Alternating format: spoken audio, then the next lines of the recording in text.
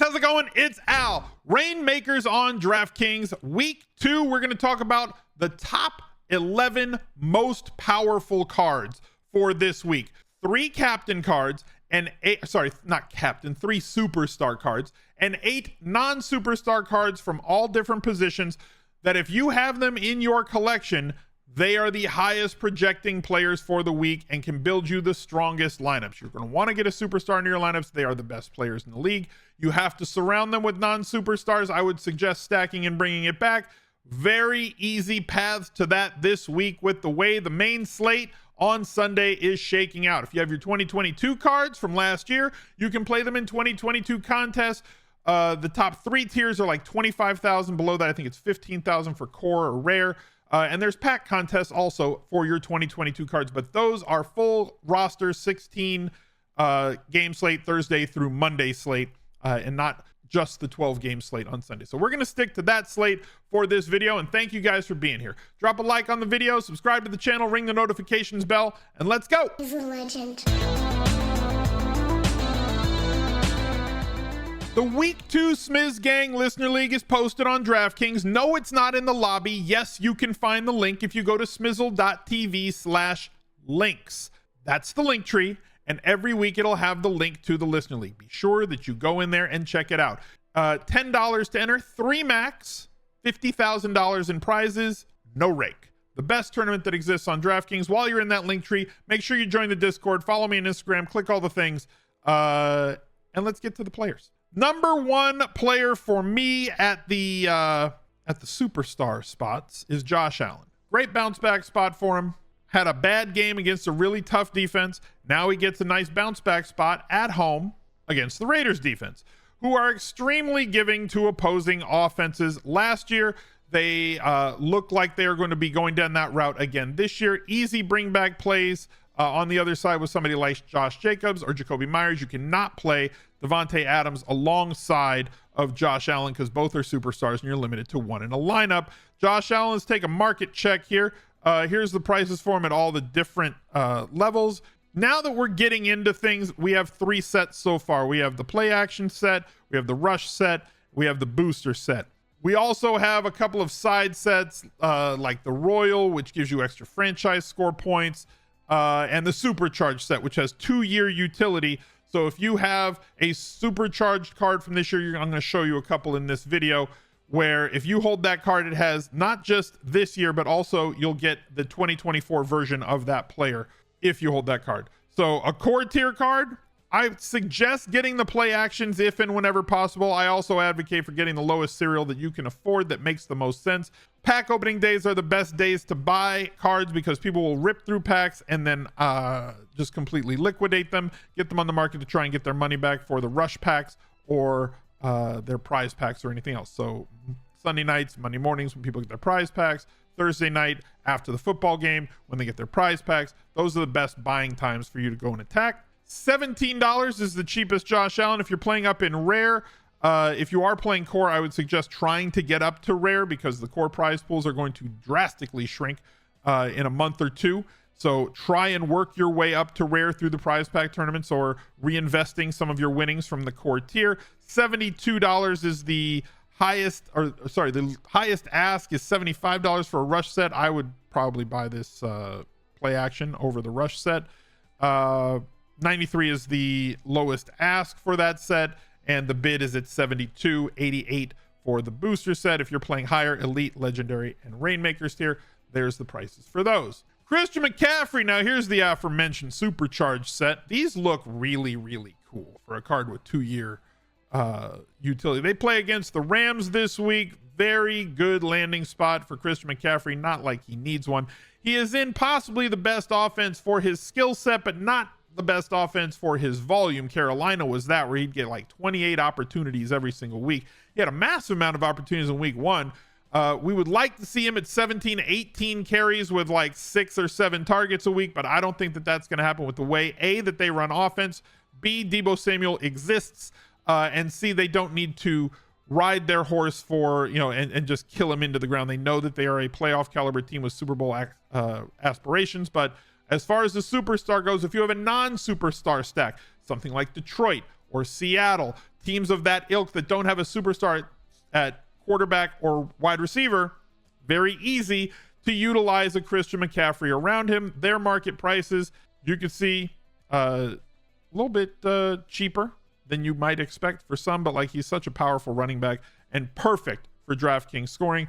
I tend to not use superstar running back, or sorry, I tend to not buy superstar running backs. I would, if I pull them out of packs, I find ways to use them, but I tend to prioritize superstar pass catcher quarterback groupings, because if one goes off, it pulls the rest with them, and in a 5-man lineup, that can really help you out. I wish that DraftKings would allow for 2 superstars in full roster games, because it just makes more sense that way. In a 5-man game, 1 superstar in the full roster.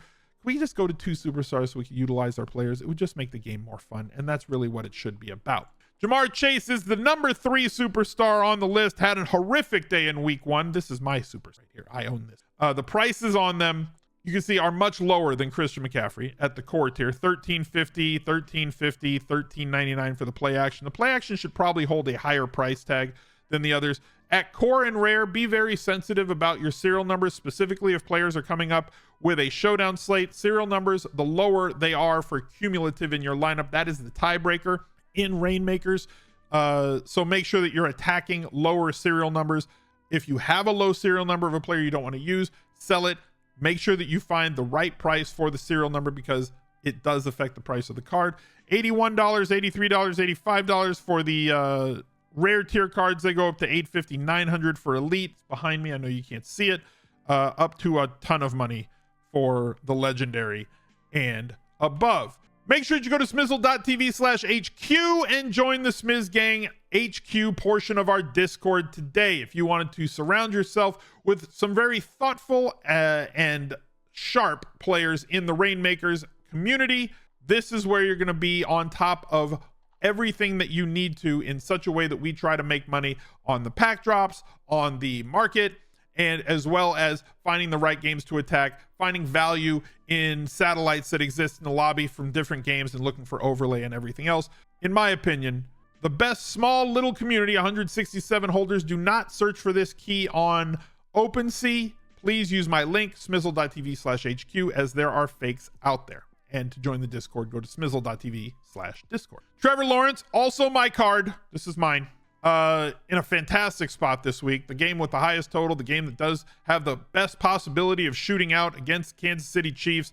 Tons of options for him. And as you're going to see throughout this video, a lot of the highest projected players, as I said, I like to stick to my superstars being quarterback pass catcher stacks. There's a lot of that kind of ends up on the projections because of how that correlates.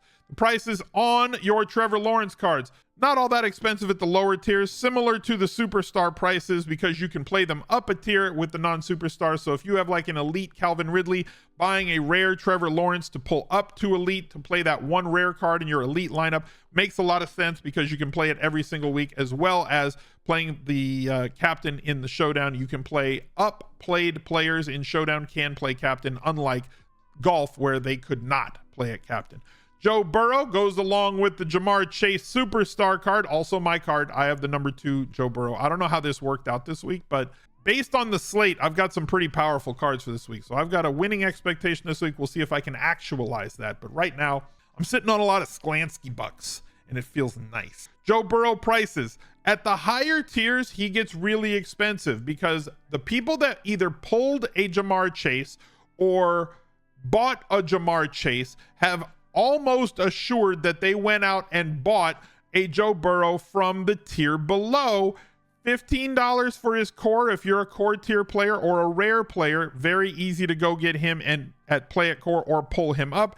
You can see the price tag on him at rare, $86.99 for the rare tier, and I'm sure that that is a high serial number. So as the serial numbers go lower, the prices go higher. Legendary, $7K for the Joe Burrows. Legendary rush set, $4,900 for the Joe Burrow.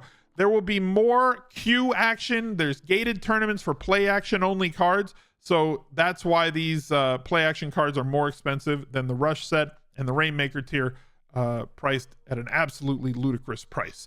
Tony Pollard, also my card. The locker room is so furious right now that I have this Tony Pollard card, and I'm showing it to you on screen. but it is what he is.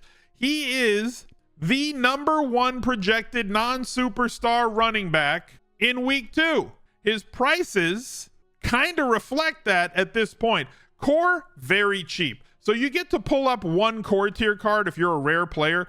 So if you have that running back spot and you wanted a non-superstar to go wrap around your superstar stack, whether it's Burrow and Chase, whether it's Lamar and Andrews, whether it's Josh Allen and Diggs, you can pull up this Tony Pollard and have a high projected stack to go along with it. Here's the prices. As you move up into here, you can see he's a little bit cheaper than was Christian McCaffrey because the superstar is so powerful to go along with the non-superstar stacks that exist right now and project very well. Bijan Robinson, not my card. I don't have this one. I wish I did, but I don't have it. The thing about this card also, the rookie debut set, 2-year usage out of this one. This is a 2-year utility card. If you have the rookie debut set, make sure that you have that one, or understand that that's why those are higher. Didn't get the volume that people thought that he was going to get. He was outsnapped and outtouched by Tyler Algier in week 1, but I think that he's still a really strong play here in week 2. Projects very well because of how much he was utilized in the passing game. He's still got plenty of opportunities. Nobody's going to get 100% of the carries or even 80% of the carries on a team that wants to run it like 45 plus times. No human being can handle that sort of workload at the NFL level. So they split the carries. And what we need to see from Bijan to maintain a projection ceiling, like his floor is really good, which is fine for Reignmakers, right? Like you want high floor potential ceiling players, but for him to have a full ceiling, we need to see him not get pulled off the field on inside the 5 opportunities like he did in week 1. I expect his role to expand as the weeks go on. 1 week he is going to fully outsnap Tyler Algier. It is unknown which week that is going to be, but I do think that he is going to take over as the main guy in that offense as the weeks go along. His prices, as you can see, the difference in the rookie debut set being so much more because of the 2-year utility. Same thing for the lower prices. Rookie debut core 22, core price 15. You can pull this card up as it is a non-superstar card. Travis Etienne Jr. There's a royal card. The card designs are really nice this year. I like the way that they look. Etienne Jr. had a fantastic week in week 1 from a volume perspective. Way more targets than he ever got last year, which is what we needed to see from him. From this Jacksonville coaching staff was so good at catching passes in college that for them to use him as a Derrick Henry between the tackles, grind it out, Eric threat, 3 yards in a cloud of dust seems stupid. And now that they have all these tools around Trevor Lawrence, they actually use them very efficiently. 5 weapons to go along with Trevor Lawrence. And in Reignmakers, I am not against using a running back with his quarterback. Last year, I won a lot of money with Derek Carr, Josh Jacobs, Devontae Adams stacks. This year, I kind of feel like Travis Etienne, Trevor Lawrence, Calvin Ridley is going to be a very powerful triple and bring it back with one player on the other side. There's going to be plenty of games where they score 30 plus real life points. The prices on the Etiennes, as you can see at Rare, much cheaper than some of the other running backs. So like this is a prime bring up player at $48 on the lowest ask, at Elite $500 and $600, at Legendary here if you're playing at the Reignmakers tier, but a cheaper option at running back. And I kind of don't know why. He looks like a good value, at least a good market value, who's going to project very highly so long as he maintains that work in the passing game. At wide receiver, Amon-Ra St. Brown, and I picked the Elite card because it matches with his uniform, at least a little bit. A little correlation on color here. Super high targets incoming every single week. It's because of where they position him and how they utilize him. It's very hard to stop him from getting those targets. He would benefit more in this offense if they had a deep threat, somebody who could pull the safeties off the line, but they don't have that right now with J-Mo out for gambling. Josh Reynolds, not a downfield threat. Marvin Jones Jr., not a downfield threat. We'll see if they utilize some of the assets that they have to get Jared Goff, somebody like a Mike Evans, or one of the other guys that's going to come up this year in trades to be able to bolster this offense, because they are a very good team that has winning expectations as they are in a playoff window at this point. You don't want to let it just sit there and rot on the vine. The prices on the Amon-Ra St. Brown, as you compare him to the Travis Etienne price, is almost double because he is such a stud play at wide receiver to be able to plug in a 10 target expectation play is so strong on DraftKings that if you're lucky enough to pull an Amon-Ra St. Brown, you know that it's going to carry a ton of value along with it. Calvin Ridley, mentioned him earlier. Here's his supercharged card. Absolutely love to see it. Hope that he bet all of his unders or all of his overs in week 1, because every single one of them hit coming off of a massive week. $99 for the cheapest rare tier card, $113 for the play action. I've mentioned the utility on that one before. No realistic legendary cards on the market. There's one, it's a rush. It's priced at $150,000 ask. There are no legendary Calvin Ridleys available right now. Everybody has soaked them up. Massive card, solid play through week 1. He's the new hotness. He's Hansel. He's so hot. Everybody's talking about him right now. That they're very hard to get his cards. And when you look at his prices versus the prices of some other players like Keenan Allen, you realize that it's interesting that his prices have jumped so high when other players haven't.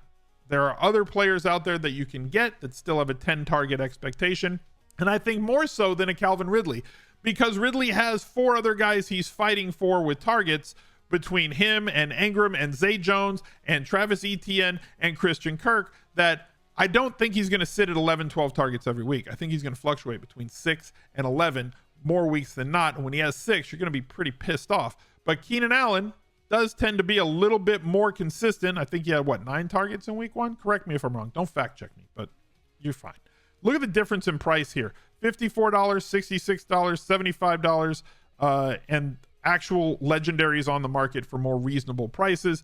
Much easier to find yourself a usable Keenan Allen card at any tier that you want, or a core down at $10 if you're a core tier player in a supercharged offense that you know is going to have to throw the ball and gives you opportunities to get into the money and have chances at the top. So thank you guys for watching. Look out for another video right there. He's a legend.